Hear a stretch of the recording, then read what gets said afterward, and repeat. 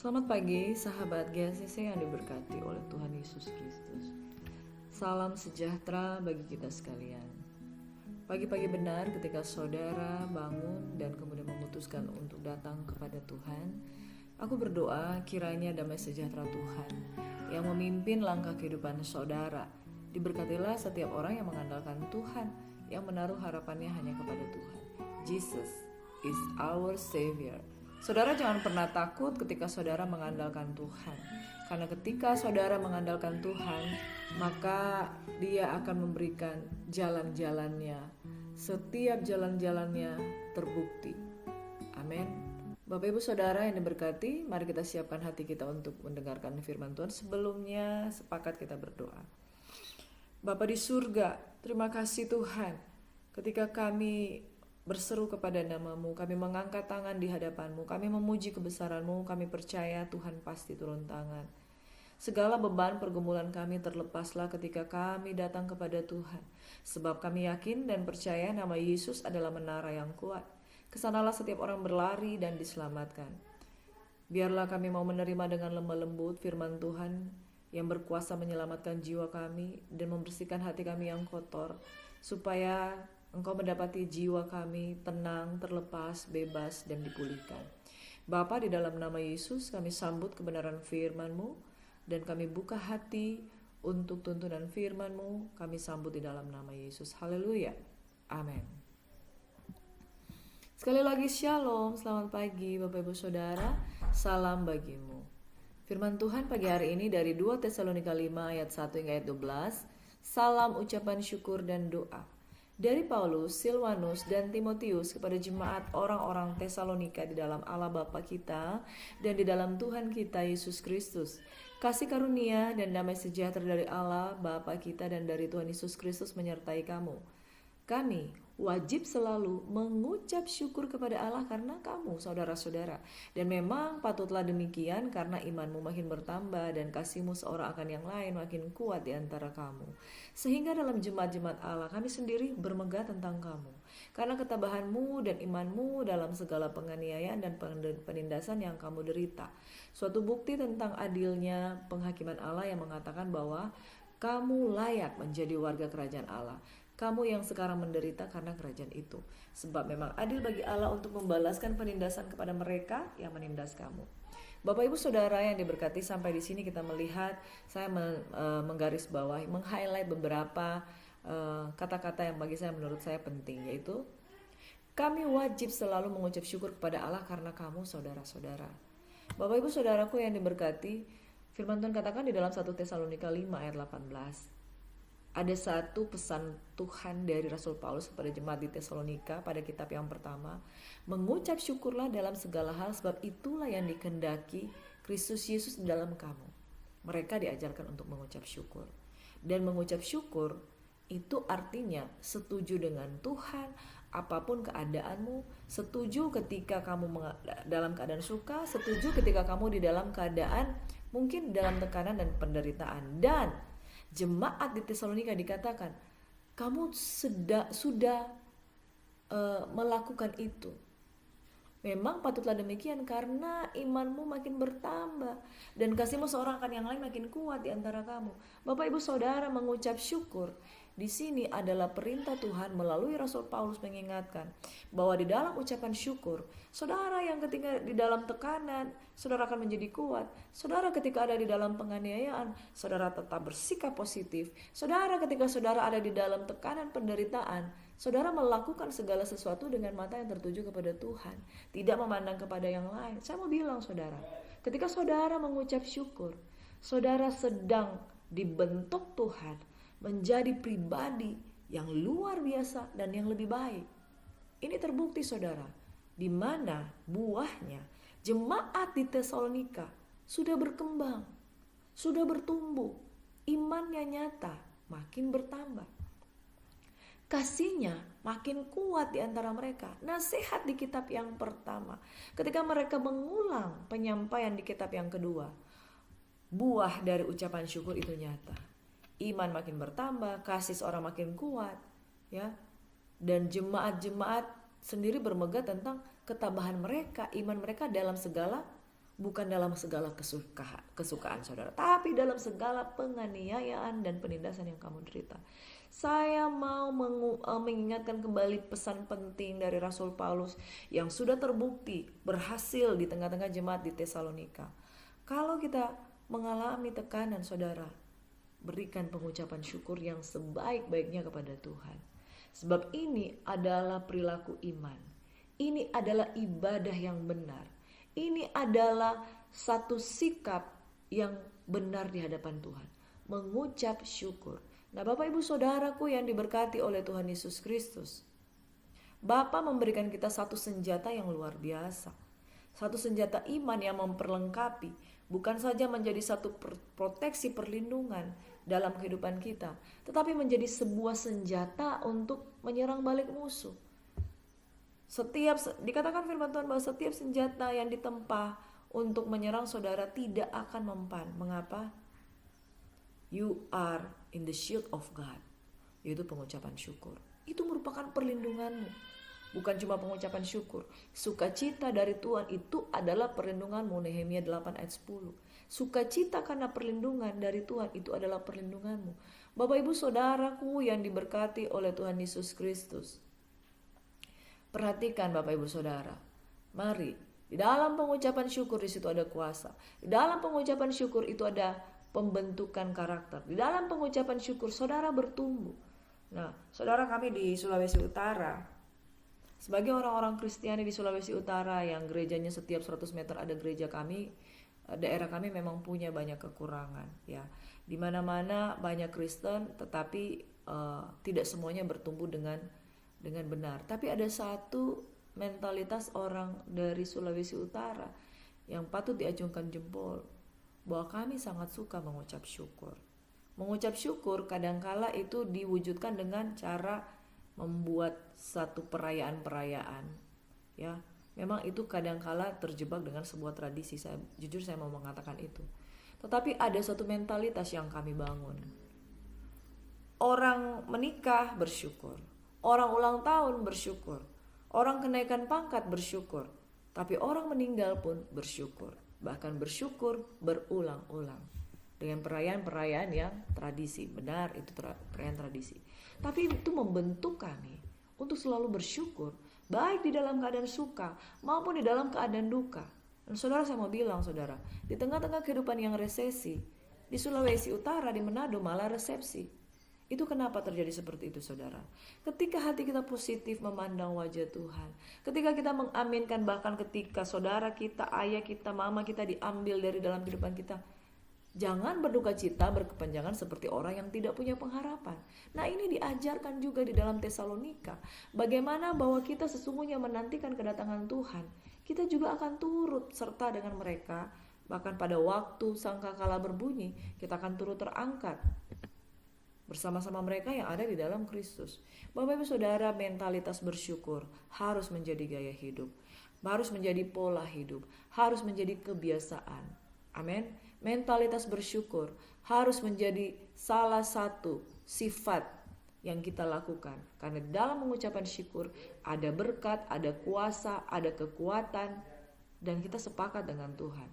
Ayub tidak mengerti ketika pertama kali dia menghadapi masalah, tekanan, persoalan di dalam kehidupannya. Sampai kemudian dia melihat dari kacamatanya Tuhan, bahwa apapun yang dia alami itu ujian bagi dia. Dan orang yang bersyukur, dia menerima apapun dalam hidupnya sebagai satu ujian. Dan ingat saudara, Tuhan tahu jalan hidupku.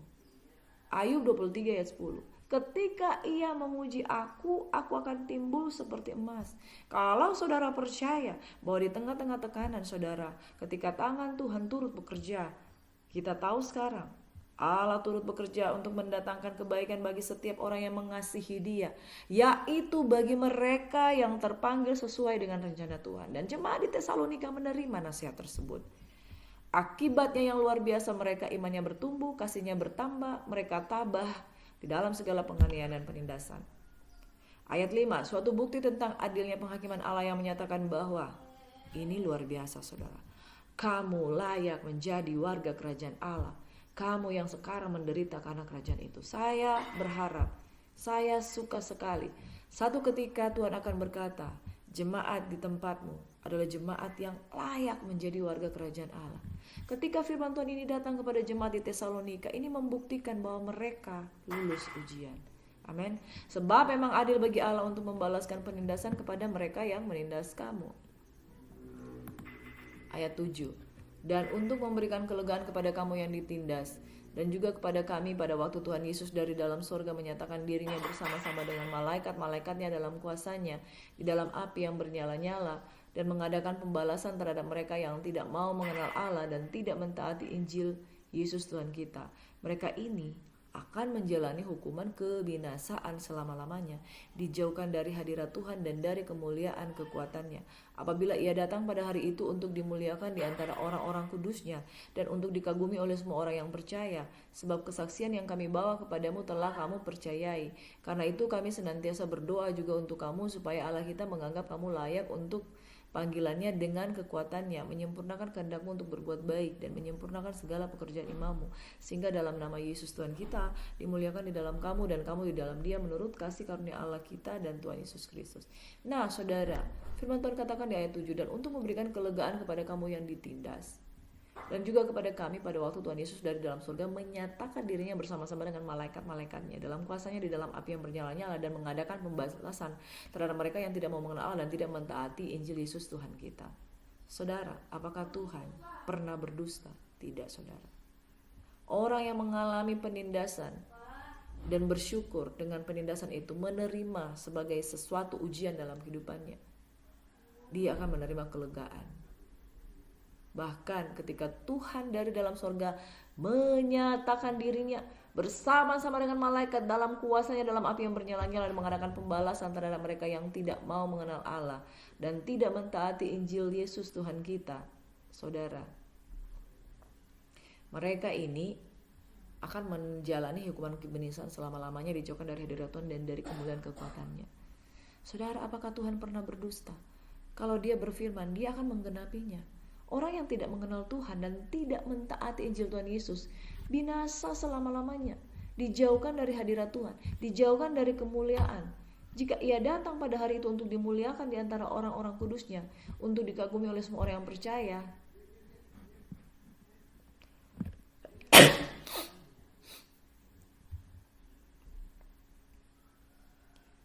sebab kesaksian yang kami bawa kepadamu telah kamu percaya. Mereka ini akan menjalani hukuman kebinasaan selama-lamanya, dijauhkan dari hadirat Tuhan dan dari kemuliaan kekuatannya. Apabila ia datang pada hari itu untuk dimuliakan di antara orang-orang kudusnya, dan untuk dikagumi oleh semua orang yang percaya, sebab kesaksian yang kami bawa kepadamu telah kamu percayai. Karena itu kami senantiasa berdoa juga untuk kamu, supaya Allah kita menganggap kamu layak bagi panggilannya, dan dengan kekuatannya menyempurnakan kehendakmu untuk berbuat baik dan menyempurnakan segala pekerjaan imanmu, sehingga nama Yesus Tuhan kita dimuliakan di dalam kamu dan kamu di dalam Dia menurut kasih karunia Allah kita dan Tuhan Yesus Kristus. Demikian firman Tuhan. Bapak Ibu Saudara, firman Tuhan ini mengingatkan bahwa ketika saudara hidup taat, mengalami penganiayaan dan penderitaan di dalam Kristus, iman saudara tidak akan sia-sia. Dengan saudara mengucap syukur kepada Tuhan, satu saat nanti ketika Tuhan dari dalam surga menyatakan dirinya bersama dengan para malaikat dalam kuasanya dalam api yang bernyala-nyala, Dia akan membuat perbedaan antara orang yang mengenal Tuhan dan orang yang tidak mau mengenal Tuhan, antara orang yang taat terhadap Injil dan orang yang tidak taat terhadap Injil. Orang yang tidak taat dan tidak mengenal Tuhan menjalani hukuman kebinasaan, bukan 1-2 tahun tapi selama-lamanya.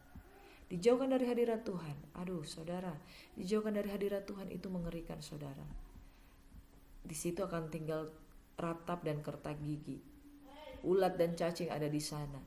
Karena orang yang menuju pada kebinasaan, api kekal akan menjadi bagian mereka.